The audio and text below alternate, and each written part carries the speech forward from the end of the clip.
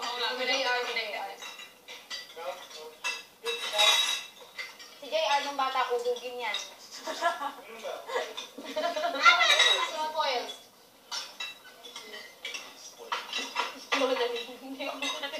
Jonalyn, pagkatapos na siya, hugasan mo na, wala yung sona mo, na malengke.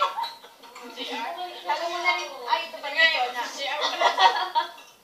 Stop na. Bawal sino. Ruben. Ruben. Yung ano, pagkatapos padiligan nyo sa labas. Ikaw yung cook sa kabilang bahay. Sa kabila. Oye, yung kotse ba, napasunak mo na. Sabi ko, ayusin mo na. Di ba ko na papagawa? Yung anak mo, ako nang ginagawa lagi. Patunga nga lang. Cisco. Ano ulit yung Cisco, sa akin? Cisco, lagi lang siya nasa kusina, siyempre anak siya ng driver. So, natatay pa niya si Jonathan. Pwede pang ano. Sabi ni, ikaw. Gawa naman siya.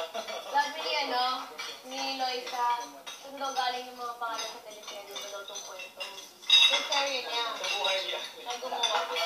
Ay, alam ko na. Hindi na Totoy ang pangalan ni Axel. Siya na lang si, bigyan siya ng pangalan. Dudong. Si Bobby. Si Bobby! Ano si Bobby Anders? Si Bobby, ang aking brother-in-law na type niya ata itong ano ko. No, itong anak sa labas. Pero ito si Guada. Ito si Guada. Kapatid ko siya. Kapatid ko siya. Pero, Bobby. Pero mahina ako. Mahina ako! Ako lang ang marunong. Si Guada, hindi na siya makakausap. Pipi siya. Hindi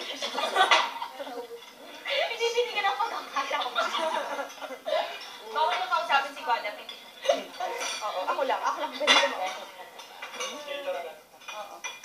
Kung ikaw isko, nakakadami ka na. Yan ang dapat ang kinakain mo kanila. Kasama sa budget. Dinojowa mo pa yung cook ko ha, si Jonathan. Para matayos mo ang pagkain. Ako din eh.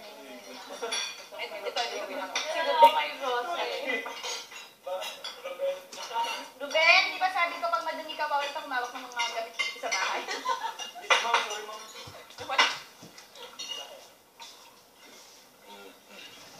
sabi ko diba ko yung makeup dun sa kabila?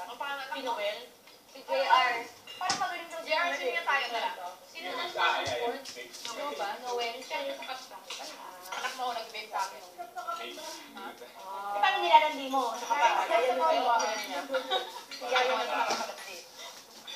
Ang nabasa ko mga kasta. Itong si Rosa, kinuha ko to, hindi ko naman talaga kailangan ng kasambahay. Nagmarunong